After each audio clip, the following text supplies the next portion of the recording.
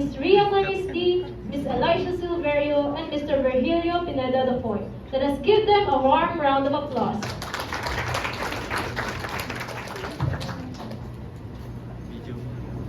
Thank you.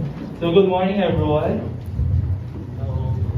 We are a clinical microscopy section group, and we are here to present our case report and a video presentation na ginawa namin para sa inyo maintindihan. So first, papakita namin sa inyo yung video presentation para makita nyo yung process ng semen analysis. So first, what is semen analysis? It is an important test in evaluation of male infertility. It also to confirm sterility after vasectomy. So it also performed to evaluate certain properties of semen such as morphology, motility, and semen biochemistry. So, technical. So, post muna.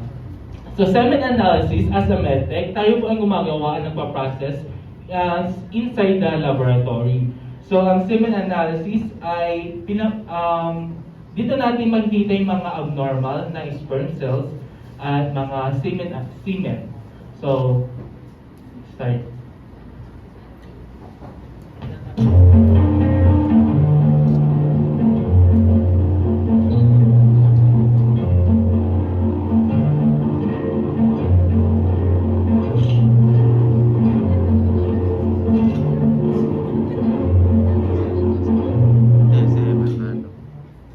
So next, first, as a medic, we need to instruct the patient as a sample collection.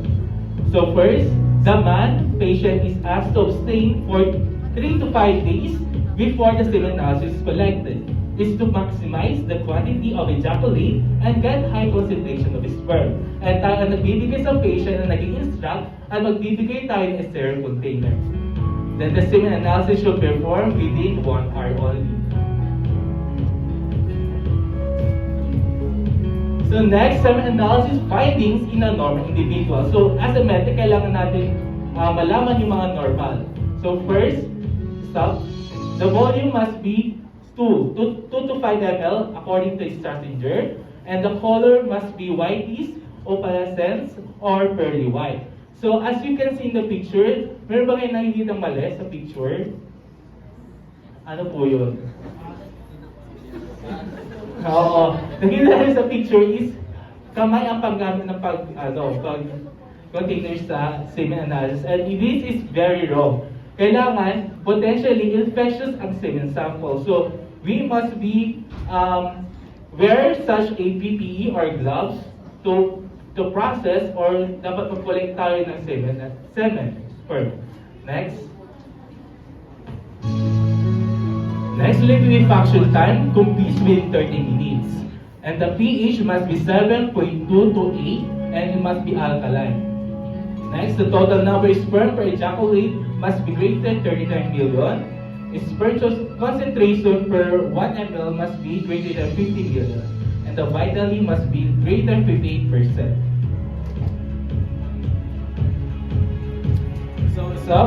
So as you can see, dito natin makikita ang normal na sperm cell. So dito meron tayong head, may neck, and tail tayo. And the rest, dito yung mga abnormal na makikita natin under the microscope. And later, I will discuss more sa mga abnormal na mga cases natin sa sperm. Next po.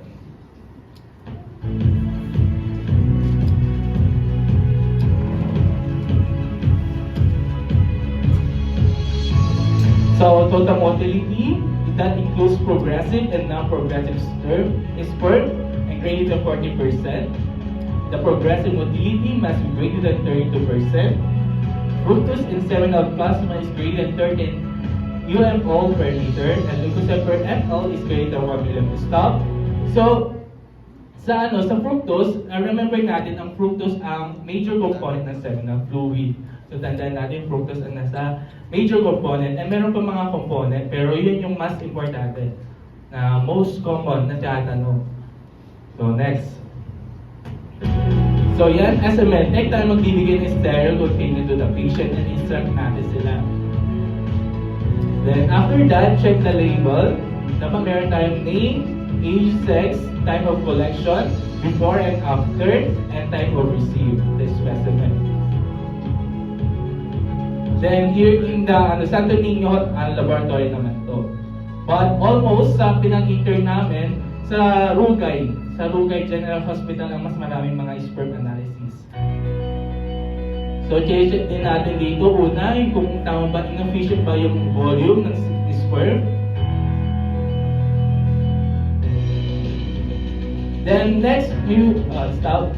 So first parameter na check natin is the liquefaction time. So liquefaction time, ito yung freshly collected na yung semen.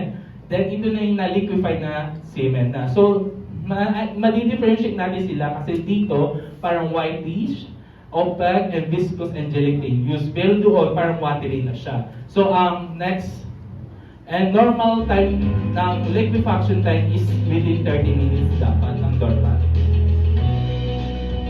Next is semen sample. Ito yung semen sample natin. First is the liquefaction time, and the second is the volume. The volume, kailangan natin ng graduated cylinder para makapag-check natin yung volume ng semen natin.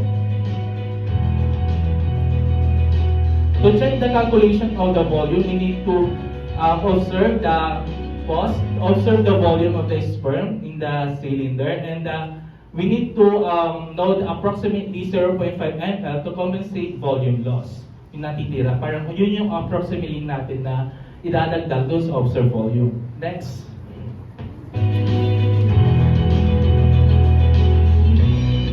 So dito, di ba ang normal natin na semen volume is 2 to 5 ml per ejaculation. So meron din tayong makita na abnormal. Kapag mataas siya, ito yung greater than 5 ml, also called as hyperspermia. Hyper means mataas, increase the volume of sperm. That possible causes nito is extended period of sexual arousal, long abstinence period, and excessive fluid intake. Pero kapag kulang or inefficient yung volume niya, or ganun talaga, hypospermia. Hypo means decrease ang volume ng sperm. The positive causes nito, partial complete blockage in reproductive tract, and certain infection as STDs. Next. So, tandaan yung hypospermia, hyperspermia. So, as method, kailangan natin memorize na yung normal. So, next naman yung color. Pang third is color, whitish, grayish white, or pearlish white.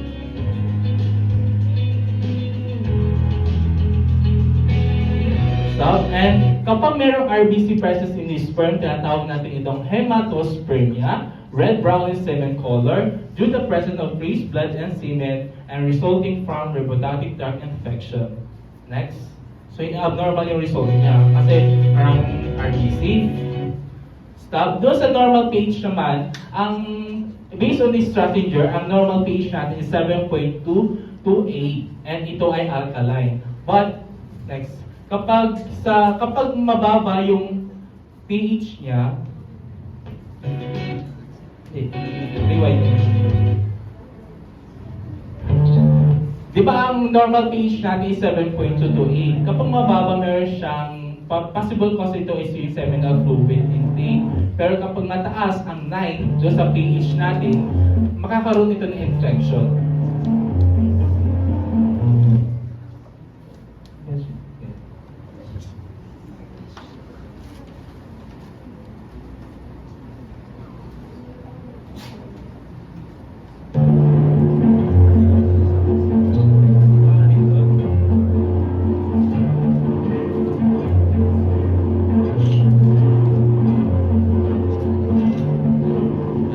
So yun nga, ang unang parameter natin is the liquefaction time. Next is the volume.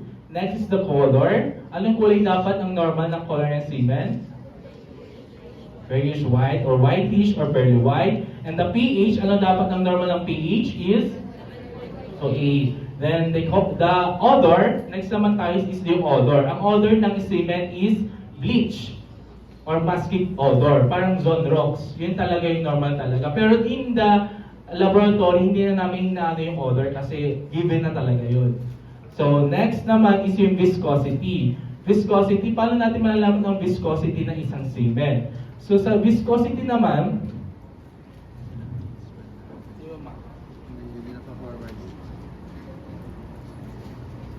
Sa viscosity naman, ginagamit din natin siya ng pipette.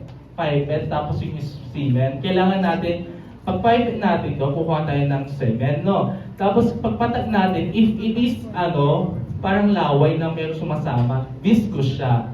Dalawa lang yung proper natin na i-man or reporting natin sa viscous or non-viscous.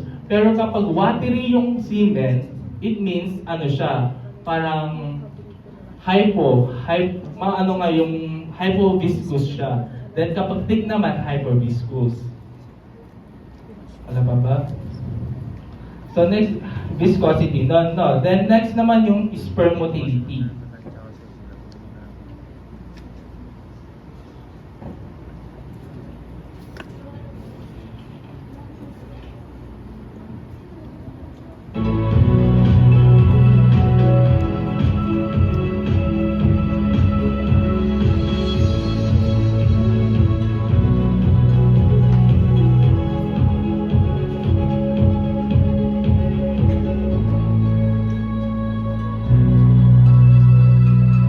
Based on sa experience din namin sa Rugay, minsan, mga 3 times kami nagtitest ng sperm analysis. Minsan, yun din yung marami na toxic din namin is yung 3 lang sa test sa Rugay.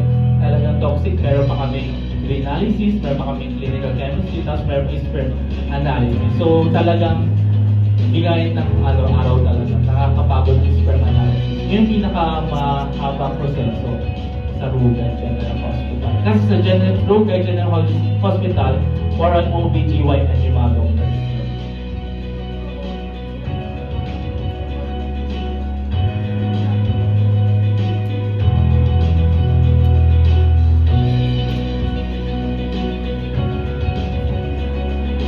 Okay, next, the volume, one of the parameters. 2 to 5 ml per ejaculation.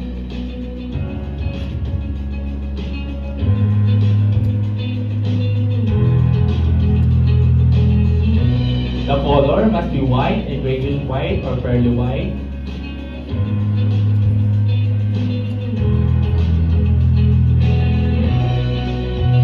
Presence of RBC in sperm. Okay, tuloy lang. Yan yung sasabing viscous. Kung kapag kuha tayo ng pipette, titignan natin kung viscous pa ang semen ng patient or not.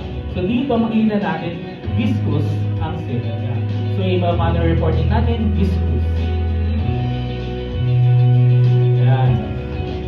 Tapos kapag too thick naman, hyperviscosity. Tapos kapag watery naman, pagpatak mo is hypoviscosity. Next. Tapos next naman is sperm motility. Is the extent of ability of a sperm cell to move swim in the surrounding fluid. In the fluid medium. So next naman, iti-check na natin talaga sa microscope yung semen. Kung meron ba nagsiswim, kung meron ba naka-stack lang, kung abnormal ba yung sperm. Next. Then, must be 60 minutes talaga. Kapag sumobra sa oras, baka magka-false exaggerated yung result. Baka patay na pala yung mga sperm na makikita natin. So, stop the 2 ways of counting. So ito parang ganito, horizontal or vertical. Ganyan yung ginagawa natin kapag urinalysis or fecalysis. Next. Either sa kanilang dalawa, horizontal or vertical. Then stop. Ito yung grading natin sa motility. Meron tayong grade A, B, C, and D. Let's go. Motility 1, 2, 3, and 4. So, papakita namin sa inyo kung paano mag-report ng ganitong motility.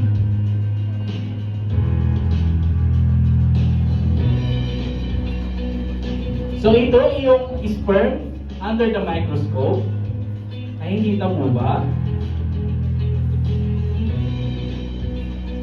So, a sperms are showing grade A or the strongest. Ito yung nag-swim ng mabilis. Ito yung yan. Grade A yan. Mabilis na madiretso. Then next is grade B. It also move forward but in a curve. Yeah, move forward curve lang siya. Next is grade C. Ito naman move their heels but not their forward. Yung heels ay gumagalaw. Grade C yan. Then next, the lastly is the grade 1 or the motility 1 in motel talaga. As in lahat ng parte ng sperm is hindi gumagalaw.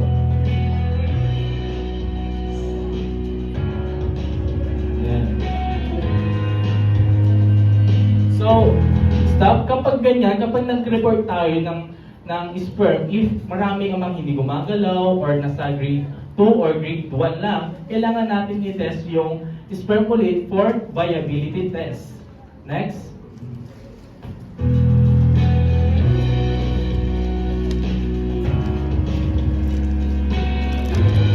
So yan, pipakita dito ni my co-intern, Ford, kung paano magano.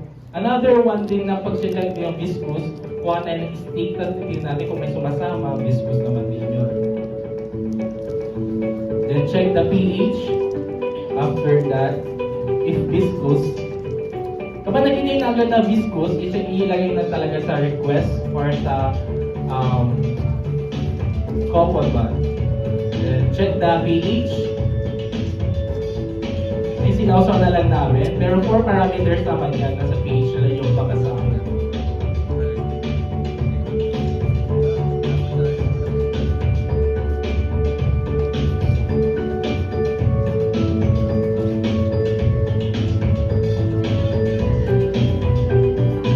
Then record agad, tapon agad, then report under the request of the patient.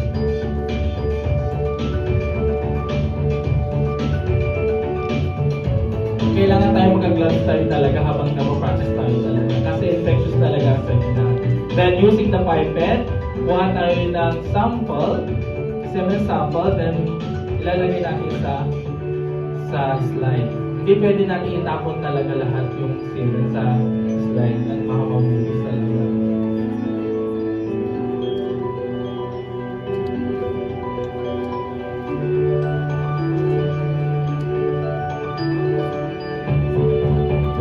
Using this stick, kailangan natin i-spread ang semen para makita talaga natin lahat yung mga gumagalaw at hindi gumagalaw under the microscope.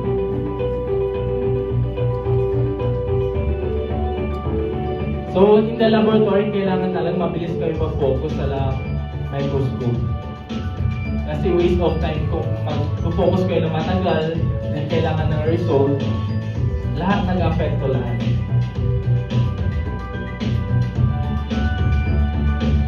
Then, dito din, check din ng method din natin yung RBC and WBC under the sperm semen analysis. So, this is example of the sperm viability. Now, the percentage of normal sperm cells is equal to number of normal cells counted over the total sperm counted times 100. Ito yung mga abnormal cells, nilalagay din natin kung ano sila, double pill, bibilangin natin isa-isa. Pero naka-table doon. Then bibilangin, after that, i-add natin yung normal counted din natin, then times 100. Next.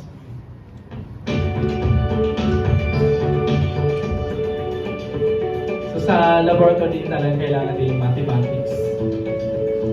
Then stop this, the normal sperm cell. Meron tayong head, meron tayong neck or mid-piece and tail tip. Next. So kahit kayo nakapikit tayo talaga, dapat tandaan natin yung normal na tsura. So dito, mga head defects ng neck, middle piece defects, like thin, yung ano niya, neck, thick, then asymmetric, irregular, bend, kink, ganyan. Yun din natin yung manual reporting natin. May nakatable naman doon. Kung ano pa siya, tail defects, like ito walang tail, ito short, ito coiled, ito loop, ganyan. Ganyan yung makikita natin under the microscope. Next. And kailangan natin talaga sila bilangin sa isa. And for cytoplasmic droplets, we have the distal, terminal, and the proximal. Next.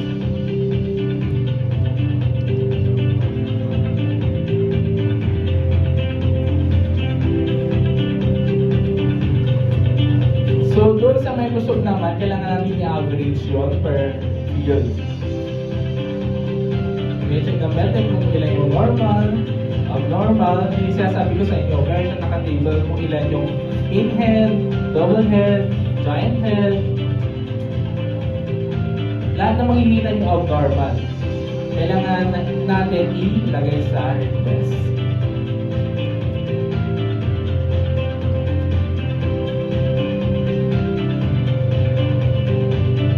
Medyo matagal nga lang siya pag-video, masakit sa mata. Pero kailangan bilisan dahil marami pang mga.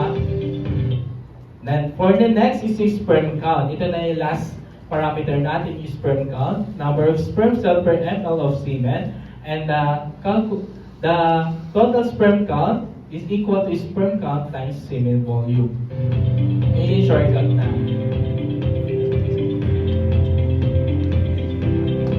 And using this sperm count, ginagamit tayo dito yung hemocytometer Neubauer and the WBC pipette.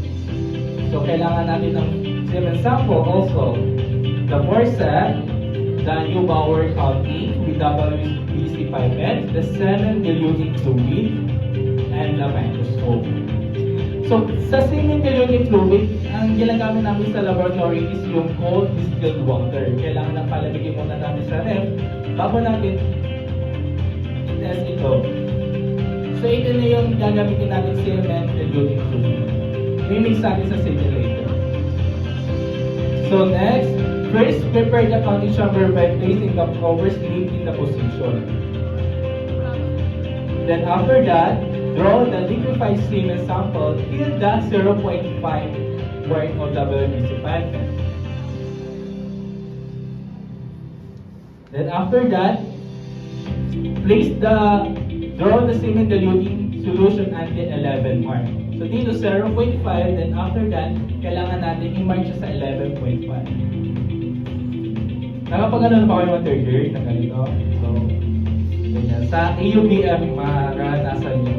Then, ganyan, horizontal natin and i-shape lang natin. So, under supervised observing mode, nagawa din kami ng semen analysis.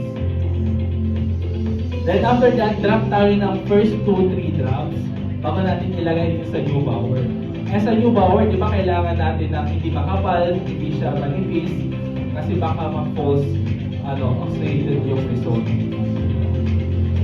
Babasahin. So, under this, we under 4X objective, we can count sperm cell within 4 corners along the bottom and the left border of the squares. Then remember apply the thumb rate of cell counting. Kailangan i-exclude natin ito. Thumb rule of cell counting. Then ito yung sperm under the 10x. Then sperm under 40x. And ito yung Later naman madiniscuss sa mga kagrupo kung paano yung gagawin din naman. So, depende na rin sa mga isang report. Then makikita natin difference. So, pause. So, ang normal zoospermia, ito yung normal count. And the oligospermia is low sperm count. Go. Madi-differentiate natin din sila, di ba? Suppose, kapag ito yung normal, ito talaga yung normal na makita natin sa microscope. But kapag oligospermia, yung sperm count nila is county talaga, less 5 million. Makita mo na dyan, 15 lang or 10 na sperm na gumagalaw dyan. Next. Ito talaga, nakakatuwa sa tingnan sa microscope. Promise. Then next, the normal zoospermia, the normal motility, gumagalaw. Asthenozoospermia, sperm with low motility. Yan, di ba dito gumagalaw-galaw sila? Dito meron ng mga namatay. Kasi iba-iba na lang gumagalaw, hindi pa mabilis. Next, the normal motility and the complete absent. Dito talaga, gumagalaw silang lahat dito, patay na silang lahat. Asthenozoospermia. The next, the normal morphology. For morphology, ito yung double head. Kita nyo dyan, double tail, pinhead. Yan, the head defects. The neck defects, kabent. Yeah, head defects, tail defects, double tail, and normal counts of sperm and absent of sperm. Meron mga ganyan talaga. spermia ang tawag sa absent talaga ng sperm. Wala tayong makita malinis.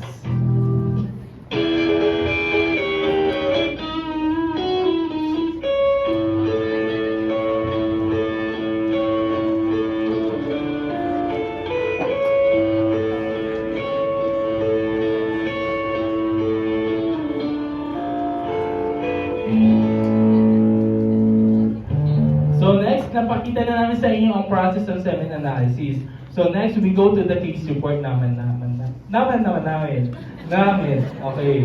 So before with that, I introduce myself. My name is Evan Arida Lopez. With my groupmates, Miss Camille Evangelista, Miss Elisha Silverio, Miss Ria D, and Sir Belhiro IV. So our case report of our 36-year-old man for semen analysis, insight into male infertility. Next slide.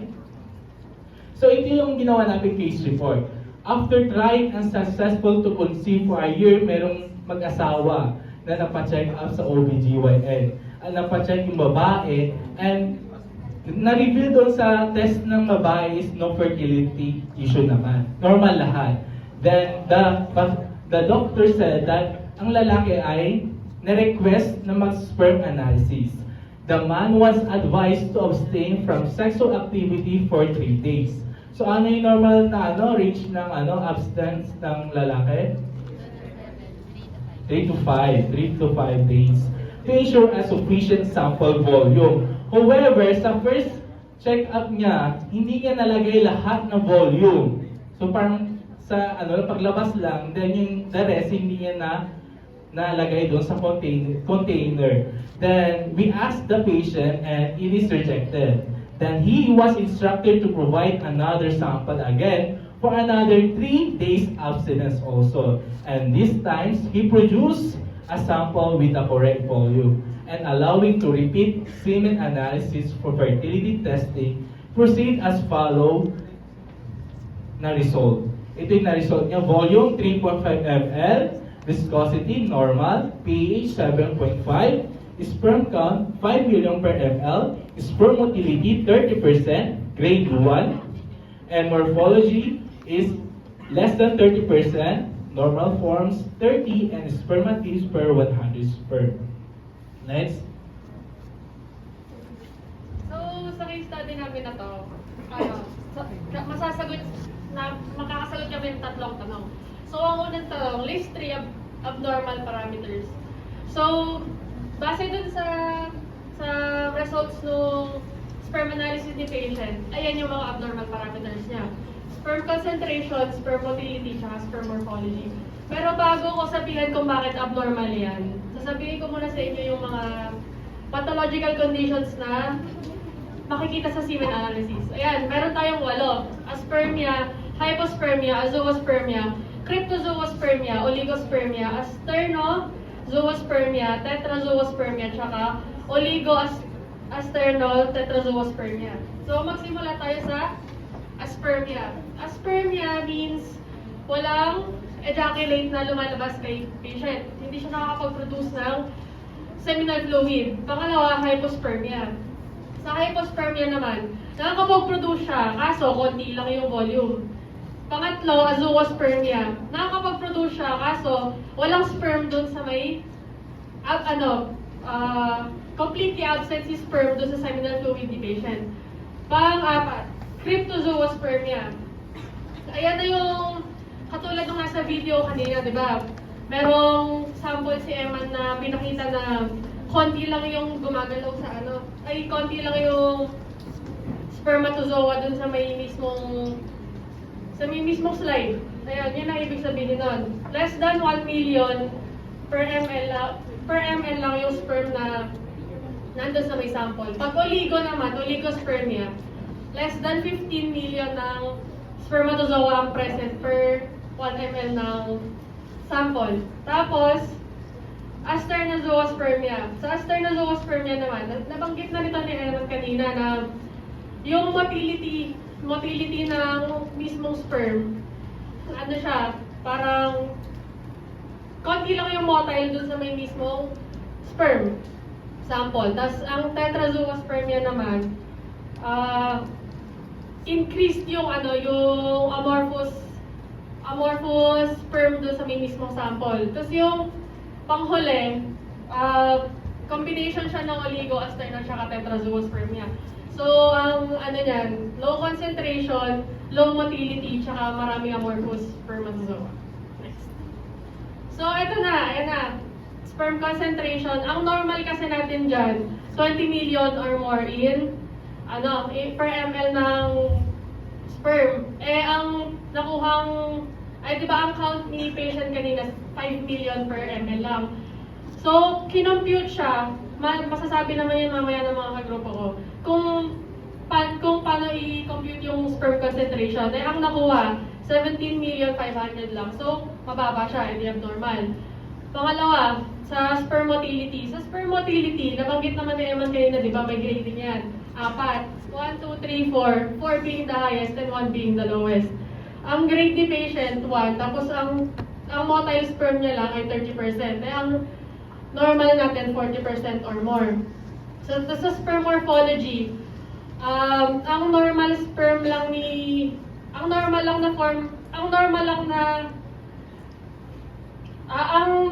na ni patient, less than 30, ang normal natin, 30% or more. So, next question is, what is the sperm concentration? Is this normal? The sperm concentration is 17,500,000 and this is not normal. So, para nakuha yung 17,500,000. So, ito yung formula natin. Sperm concentration is equals to number of sperm counted times the sperm volume. So, yun yung naging sagot.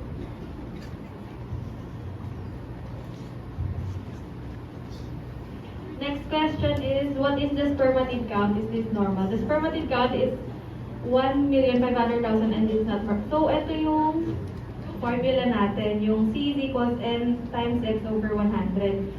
Where C is concentration of round cells, N is the number of spermatid counted per 100 mature sperm, S is the sperm concentration present in millions per ml. So, ayan yung naging 30 times 5 million over 100. That's 1,500,000.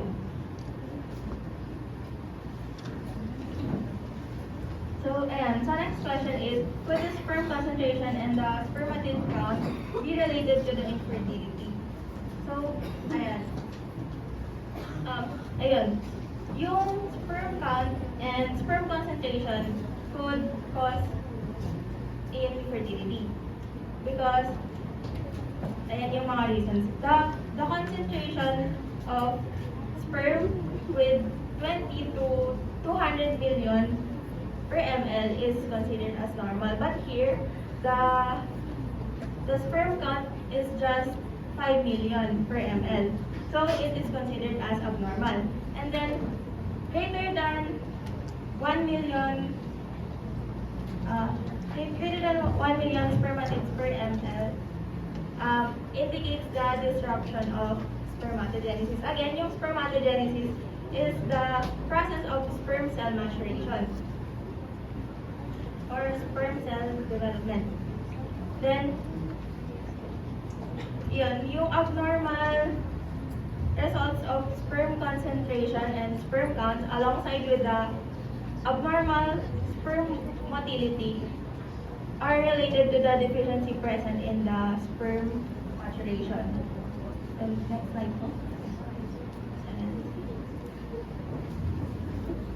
So, in the diagnosis part, dito natin explain kung bakit nag-come up kami sa diagnosis namin. So, based on the result of the patient, nakita naman natin kanina yung mga nakalagay na yan, pero let's isa-isahin natin sila. So nakita natin kanina na yung volume ng patient is 3.5 ml. Base sa Strassinger's, yung reference book ng ating AUPF, ang normal range is 2 to 5 ml. So pasok naman yung ating volume. Kasi kapag nag-abstinent yung patient, tapos less than sa ating normal range, maaaring may problema siya sa kanyang seminal fluid or sa seminal vesicle. So, correlated din siya sa infertility or fertility ng patient. So, sa viscosity naman natin, normal yung viscosity. Katulad ng nasabi kanina ni Eman, yung viscosity natin is very important and correlated siya sa liquefaction time. Ang pH din natin, sabi din sa reference book natin, is Nasa normal range naman kasi 7.5 yung ating pH. Okay, yung normal range is nasa 7.2 to 8. Ngayon, yung mga abnormal ano natin dito is yung sperm count, sperm motility, and morphology. So, sa sperm count natin, ang sperm count in patient is 5 million per ml. So, in order to get that, kasi ang kailangan natin dito is yung per ejaculate. So, we have to compute the sperm count. So, paano natin gagawin yung sa sperm count? So, yung sa 5 million per milliliter na count kanina, ita-times natin siya sa kanyang volume, which is 3.5 ml. Tapos, yung product nila, yun yung magiging per ejaculate, which is 17.5 ml. Eh, yung reference range, base sa Strassinger, ay nasa greater than 40 million per ejaculate. So, dun pa lang, sobrang baba na ng sperm count ng ating patient. Now naman sa sperm motility, katulad ng mga sinabi ng ka-groupmates ko kanina, meron tayong grading, which is 1, 4, 4 being the highest and 1 being the lowest. So, ang grading ng sperm motility in patient is grade 1. So, sobrang baba, no progression yun, yung grade 1 is sperm motility. And yung morphology then is abnormal kasi yung normal range, base ulit sa ating reference book, is dapat yung normal sperm is greater than 30%.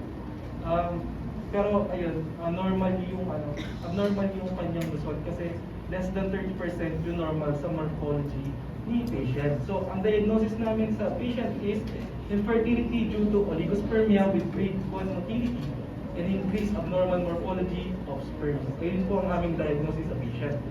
Next slide please. Sa ating disease information naman, i-discuss natin kung ano yung oligospermia sa ating mga second year students na wala pang experience sa UBF or hindi pa nila alam masyado yung mga term. Yung oligospermia is very used term sa sperm analysis. So, oligospermia is a condition characterized by lower than normal count. So, katulad ng sinabi ko kanina, greater than 40 million yung reference range dun sa ating sperm count para masabing normal. Having oligospermia is indicative talaga na maaaring infertile yung patient. So, sa ating patient na yan kanina, bukod sa oligospermic siya, mababa yung motility, mababa yung morphology. So, parang sobrang hirap makabuntis ng ganong kind of patient, no? So, paano nga ba nakukuha yung oligospermia? Paano ito na-develop? Ano yung mga reasons? So, the first discrepancy that caused by this is genetic abnormality. So, isa genetic abnormalities natin can be an example is Klinefelter syndrome or yung XXY syndrome. XXY syndrome can be characterized by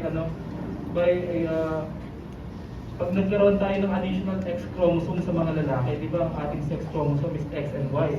So pag yung Klinefelter syndrome, pag meron ka nun, meron kang extra X chromosome and malaking epekto siya sa infertility ng patient kasi mababa yung capacity ng kanyang sperm na makabuntis kapag may Klinefelter syndrome ka. Next naman is yung hormonal imbalances. So, maaaring isa to sa maging factors kung bakit infertile yung patient. Kunyari, mababa yung testosterone count. Yes, napaka-importante ng testosterone count para sa fertility ng the patient sa sperm production, gano'n. So, number 3 is yung lifestyle factors. Ngayon, kung isang tao na mahilig uminom, excessive drinking, madaming uminom, o naninigarilyo ka, or hindi mo kontrolado yung pagkain mo na turn out na maging obese ka, mahihirapan ka makabuntis due to lifestyle talaga kasi makaka-apekto yung excessive drinking, gano'n, magkakaroon ka ng hormonal imbalance, tapos magkakaroon ka ng long-term problems sa health mo talaga.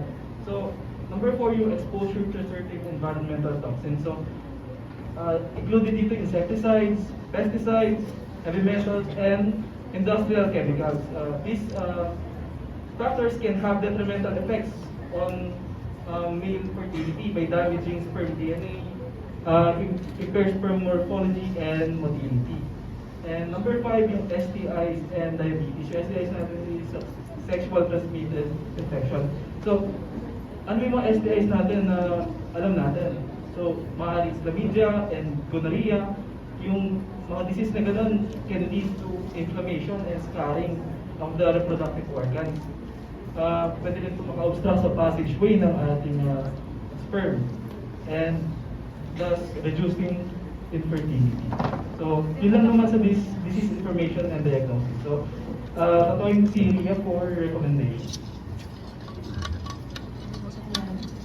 For the recommendation naman, syempre, una muna natin gagawin is mag-consult si patient dun sa doctor or sa urologist para makita kung ano ba yung dapat gawin ni patient. Ayan, pwede siyang i-recomendahan ng lifestyle change nga, gaya ng sabi ni Ford kanina. Tsaka yung mga iba pang medications, gano'n. Next slide po. So, ayan. Lifestyle changes. Ayan yung mga iba-ibang pwedeng gawin. Katulad ng, yung quit smoking and illicit drugs. Kasi, yung cigarettes daw is nakakapag-cause siya ng low sperm count and can affect the sperm motility. And then, stop using marijuana or using illicit drugs. Kasi nga, nakaka-damage yun, kaya ng mga cocaine, marijuana, and amphetamines. Then, next is yung reduce the number of alcoholic beverages. Gaya nga din ang sabi kanina kasi, ang alcohol daw is nag-show siya to reduce sperm production and can cause sperm abnormalities. Next is limit the caffeine intake. Kasi yung sperm concentration and sperm count can be slightly reduced kapag nag-detect siya ng high caffeine or soda intake. Then next is decrease yung stress kasi stress has been linked to abnormal sperm. While trying to conceive, it is important that both partners take time to work off pent-up energy and tension. Then, eat a healthy diet. Be sure to eat diet rich in vegetables, fruits, and whole grains. And it is also important to drink enough water to stay well hydrated. Then, next is yung workout or yung pag-exercise. Kailangan, importante din yung pag-exercise for at least 30 minutes a day dahil para maging maganda yung regulation ng hormones natin. Then, next is reduce contact with environmental dangers. Some environmental dangers to a man's semen include radiation exposure, organic fumes, pesticide solvents, and other toxins. Then last yung stop using harmful supplements.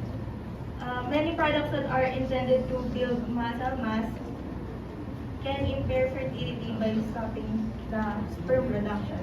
Then yung dalawa naman dyan, yung medication and surgery, yung ano na yun, gumagawa na yung doctor na yung gumagawa.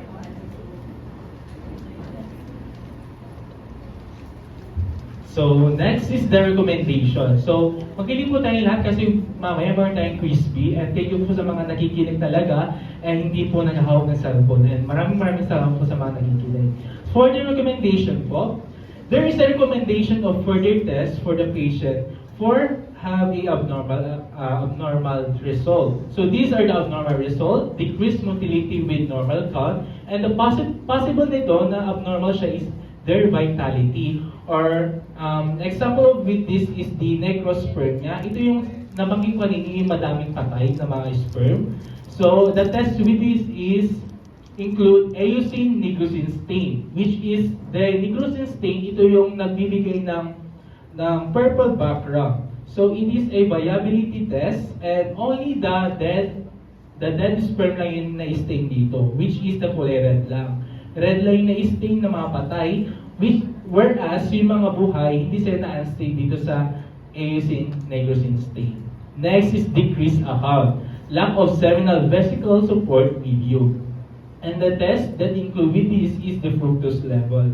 So yung fructose level din natin, the specimen should be in a frozen, if not processed within 2 hours.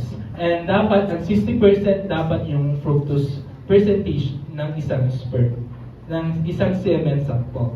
Next is the decreased motivating weight clumping. Male anti-sperm antibody ang possible abnormality nito. And the test with this is mixed agglutination reaction that includes the incubic sperm plus serum ng men. Then, it causes for agglutination. Kung may agglutination, positive siya. Then, next, normal analysis will continue infertility. Ito naman yung possible abnormality naman nila na female anti-sperm antibody. And the test with this is the sperm plus serum of female or the sperm agglutination with female serum. Then with this, the summary. So, in all, ang sabi na natin is a couple struggling with infertility discovered through testing that 36-year-old husband semen analysis revealed a sperm count of 5 million per ml, grade 1 motility, and a high percentage of abnormal sperm morphology, indicating infertility due to oligospermia with grade 1 motility and rise in number of abnormal morphology. The husband's results significantly deviated from the norms, particularly noting the rarity of high spermatid counts in conjunction with oligospermia. Infertility can stem from a myriad of factors, including genetic issues, katulad ng sinabi kanina, yung Klinefelter syndrome or yung XXY syndrome, hormonal imbalances such as yung testosterone deficiencies, lifestyle choices such as excessive drinking, smoking, and obesity. Tapos, meron din tayong environmental toxins such as pesticides, insecticides. Meron din tayong sexually transmitted infections, which is gonorrhea and chlamydia, and diabetes. To address these issues, treatments may involve lifestyle modifications, medications, and potentially surgery tailored to the underlying cause of infertility. So yun lang yun sa aming case study. Thank you for listening. Next slide for the references. Ito yung references natin. Thank you everyone for listening. Is there questions at all? We started is 9:20, so meron pa tayong time for 50 minutes. Meron pa kayong tanong?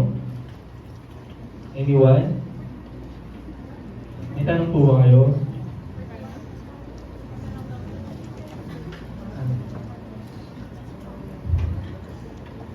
Interactive forum.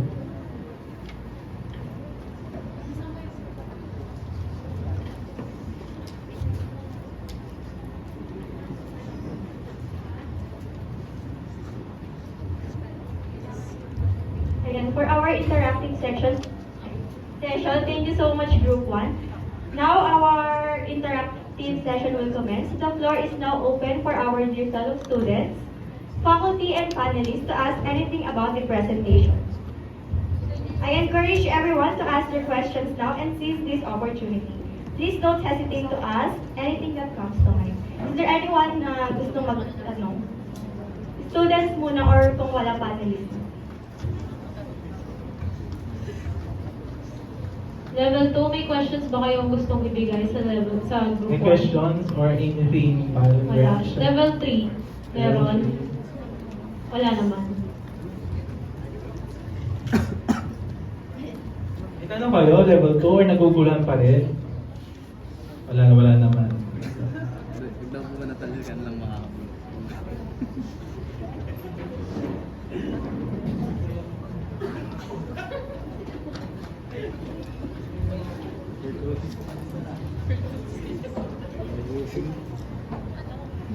Okay, again, what is the expected volume again for the semen to be? To be a normal amount? Yes po. 2 to 5 ml po. Okay, i-correct na lang yun sa video presentation. Yes ma'am, I correct din naman. Okay, another question. Ilan nga ulit yung dilution for the sample? Dilution used sa sample. The dilution used for the sample is 1:20 if I'm not mistaken.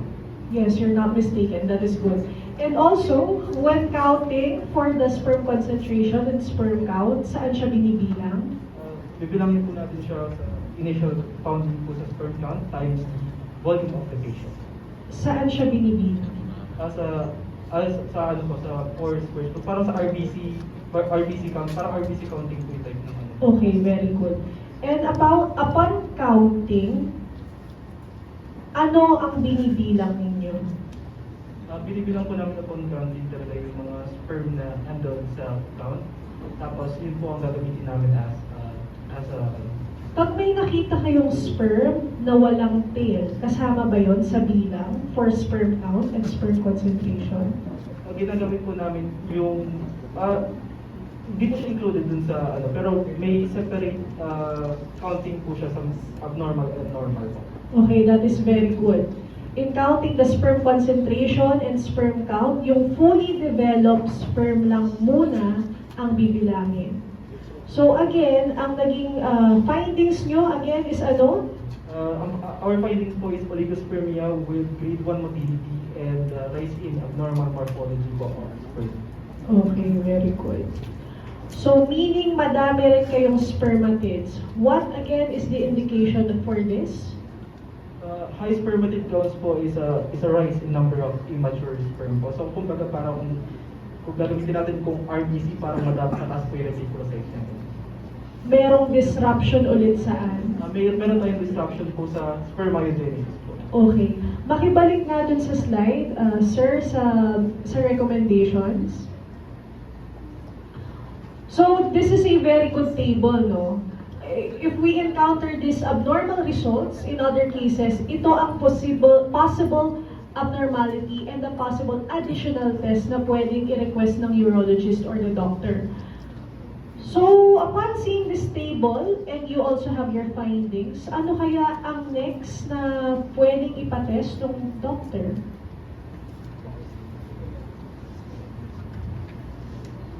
Based on the result, ma'am. Yes, based on your findings.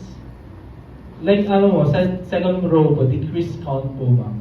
So, the next possible test to be performed, Yes, if ma'am. request is? Decreased count and decreased motility. What test? I test AUC nicotine stain po, and then the fructose level. Are you sure? You just said that the count is abnormal. It's low. Decreased count and motility. Wala namang presence ng patay na mga sperm, hindi ba din? So what is the next possible test to be performed if requested by the doctor? The fructose level, ma'am. The Yes, second row. possible. Yes, that's correct. Okay, very good, group 1. I will be passing the microphone to our other panelists.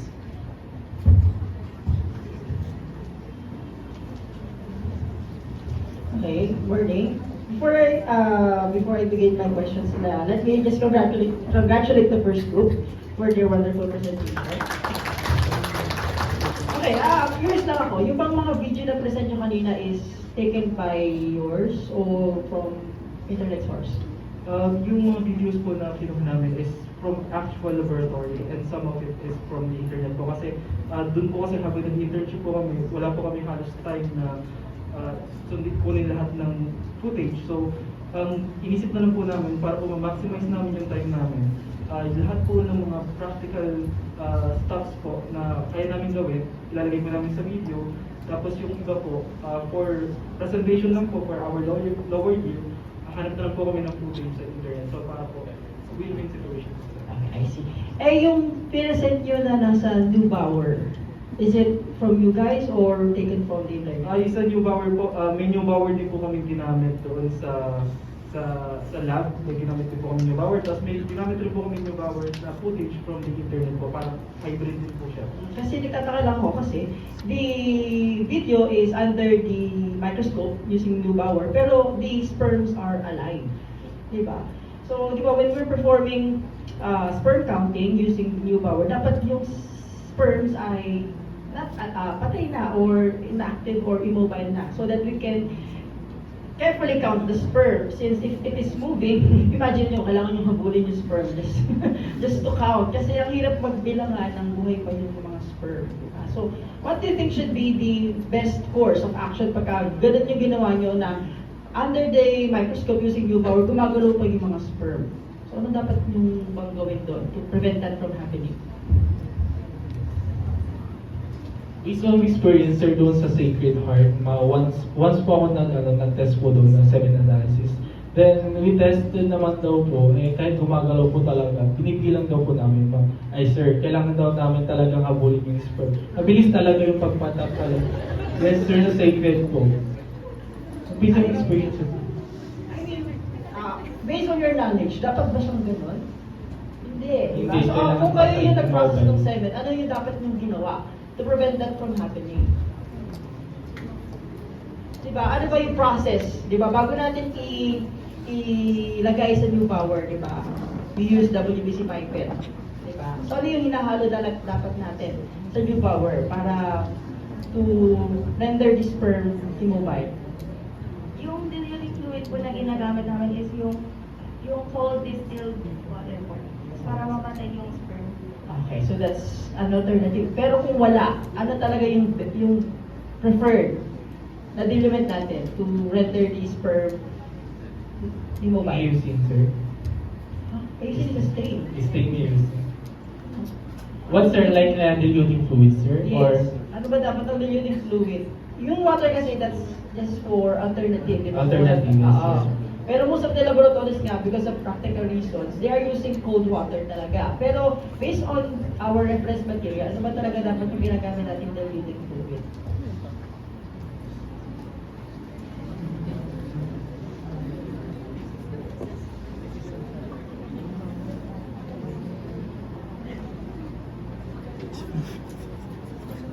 Mga pare-character.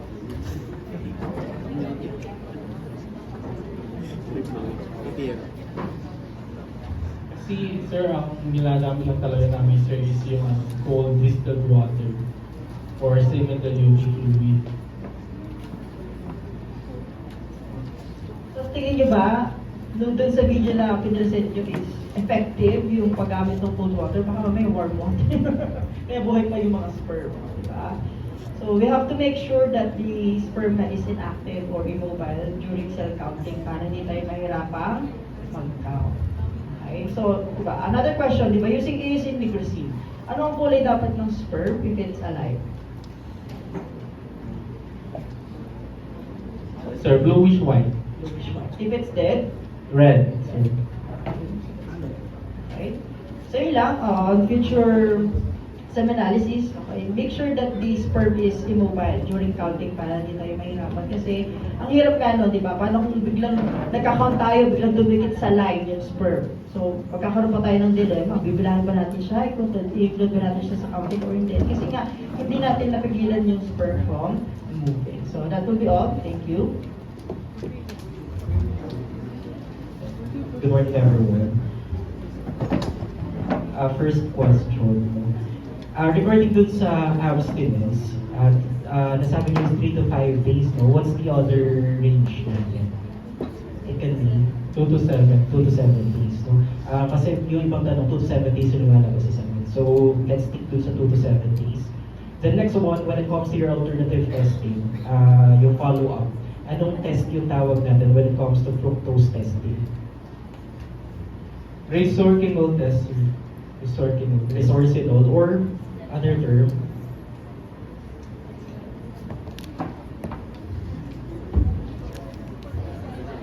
Ano yun, level? Liwanag. ayan, so iwan Sa to. liwan ng stars, no? Sino yun? Sino yun? Ay, wala nang plus yan, pin kasi yun. May class po. Okay. So yun no, tapos, ano pa ba? Ayan, so when it comes dun sa diluent natin, no, we could also use the cold tap water talaga. No, so we don't have to use the cold distilled water anymore. Okay naman na yung cold tap water. No? Tapos, yung isa pang napansin ko is, magkaiba kasi yung normal value na ginamit nyo sa video presentation doon sa normal value na ginamit nyo sa case study. No? So yung una, ang nakalagay ito is more than 17 million yata, if I'm not mistaken. Tapos yung sumunod na, biglang naging more than 20 million na. No? Kung gagamitin natin more than 17 million, so pasok yung naging result nyo ng pangalawa. Pero if gagamitin natin yung una, and yung pangalawa nyo, so hindi na siya pasok. No? So yun lang din for para lang aligned yung mga ginamit natin. And as well as yung doon sa liquefaction time, no? Although normally talaga less than 30 minutes, pero ang ating accepted na normal value ay 30 to 60 minutes. 30 to 60 minutes, no? So that is our normal value. The last one is when it comes to your formula, no? When it comes to our sperm count, no? Diba, when it comes to our sperm counting, we could count using two ways, diba? Yung isa, using what? Sa tayo magka-count sa Neubauer? Sa? WBC squared. WBC squares. How many WBC squares? 2 lang. 2. When it comes to RBC squares, ilan?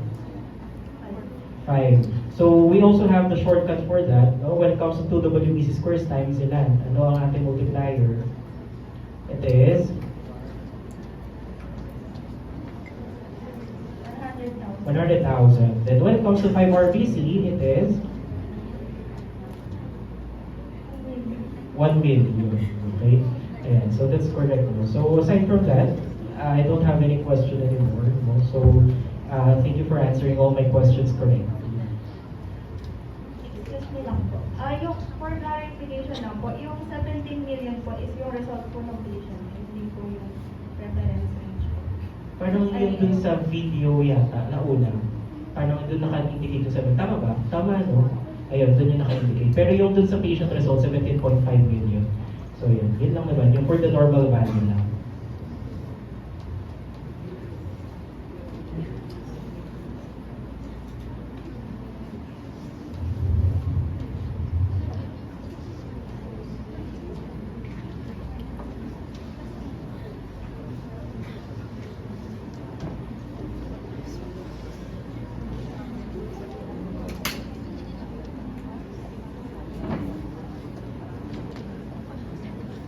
Hello, good morning. Tatanong ko na lang about dun sa grading ng motility ko. Yung, di ba, ang diniscuss nyo is yung numbered na grade, yung lettered na grading. Saan nyo nakuha yung source na yun? Saang klaseng classification yun or sino nagbigay ng ganong klaseng classification? Yung grade A, grade B, grade C? Kasi yung ngayon yung nakalagay sa video nyo. Tapos, pagdating naman sa actual na case study, nagbago na. Naging, ang sinabi ko nga, grade 1 na motility. So, alin po talaga tama? Tapos kung saan sila galing? Yung mga letters po, yung A, B, C, based on the WHO criteria po. Okay. And then yung mga numbers po, yung grade 1, 2, 3, and 4, based naman po yung sa strategy, yung reference po. Okay. Ayan. Tama naman yung sabi. Yes, sir. Tapos doon po sa, kanina po sa grade A, sir, ni-specify ko din before po, yung grade A po is motility 4, which are also called as grade 1 din po. Grade 4, then grade B motility 3, grade C motility 2, or grade D motility 1, which is the lowest, sir. Either way po. Tama lang. Thank you for clarifying. Thank you, sir. Good morning, Sir Eman. Good morning, ma'am. Good morning, everyone. So, I just want to ask, what are the 3 important times that we have to take note when we are performing our sperm analysis? The important three time period. Ano yung tatlong time na kailangan natin i-note, especially when we're doing our pre-analytical kapag magpapa-sperm, magbibigay tayo ng procedure sa patient. Yes, yun po. Sa first po, sa sample collection po, kapag nakuha na po natin yung sample sa sterile container, dapat meron siya label, which is the name, age, No, sex, sir. I and mean, di ba bibigyan natin ng instruction yung Yes, patient po, ma'am. natin about dun sa collection. Ano yung tatlong important na time na kailangan ipa-take note natin sa kanila? The before and after the collection and then the time to receive. So, umpisa natin sa time Time started. start of masturbation po. Paki-explain paano yung time started. Time started from where? From ano po, yung na-collect na po yung Yung una po, yung time started nung pag-ejaculate po. Then, yan yung masturbation. And then yung second po is yung kung anong oras natapos. Yung Time finish. Apo, yun. And then, yung kung ayan po, kung anong oras po sinasa yung bakit tingin nyo importante yung kailangan i-note natin yung mga time na yun? Kasi po kapag malaking factor po kasi yung manner of masturbation po in order to know if the patient really is an infertility issue. Kasi pag nagtagal po, napansin po natin na yung time po ng started to finish po is matagal. So probably nahihirapan po si patient na mag-collect. So probably dun po mag-istan yung isa sa mga factors na kung bakit infertile si patient. Then doon po sa time for receive, ma'am, doon po natin makikita yung time na range ng time for liquefaction time po, ma'am. So, it is important na i-note natin yung time because of the viscosity saka yung liquefaction time na gagawin natin sa kanya. Kasi from there, saka tayo mag-start mula doon sa time received natin, saka tayo mag-start ng time natin bago doon sa liquefaction time natin.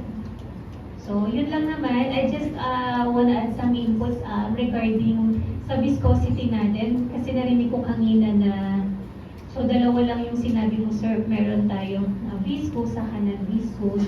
Paano pag nasa gitna? So, meron ding semi-viscous. Meron ding mga labs na nag-report ng semi-viscous. So, meron tayong non-viscous, semi-viscous, saka viscous, yung quality ng sperm natin. So, i-add ko na rin na since sabi ko nga na hindi madalas na gawin ang sperm ana sa mga labs. Sabi nga ni Sir kanina, nabihira lang. So, Rugay, because it is a maternity clinic, medyo madalas-dalas tayong magpa-test ng sperm magpapagawa ng sperm ana doon. Pero yun nga, so practice lang para mas ma-perfect natin yung procedures na ginagawa natin sa kanila.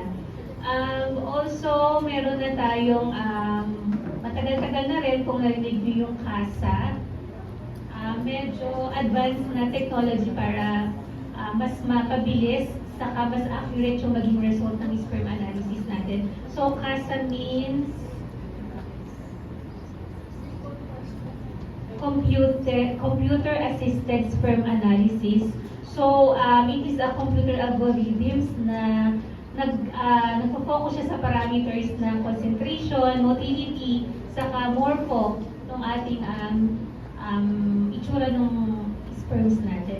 So, yun lang, hindi lang madalas na kasi, pero sa mga fertility clinic ginagamit na yun. Pero since nag-aaral tayo, manual method pa rin yung gamit natin. That's all, thank you.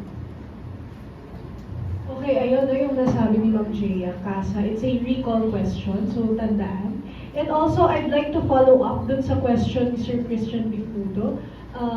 Aside from chilled water or distilled water, cold tap water, anong diluent pa ang pwedeng gamitin? Sodium, so it's sodium bicarbonate and formalin. Okay. Thank you very much, Group 1. Congratulations. Thank you so much to our panelists. Thank you so much, Group 1. And for our second session, which is my group, it talks about qualitative tests of important compounds referred to as analytes or markers. So in bodily fluids and tissues using analytical techniques, specialized instruments. Medical technologists analyze chemical components in bodily fluids, such as organ function, and diagnose conditions like diabetes and kidney disease. Parapsychological functioning depends on a very tight balance between the concentrations of acids and bases in the blood. Our second presentation for today's clinical conference is the clinical chemistry section. So, without further ado, let us call on group number 2, Ms. Katrina Olida, Ms. Clarissa Venturina, Mr. Gian Angelo Javier, Mr. Christian Joseph Jimenez, and my co-host, Ms. Rosemary Luciano. Give them a round of applause.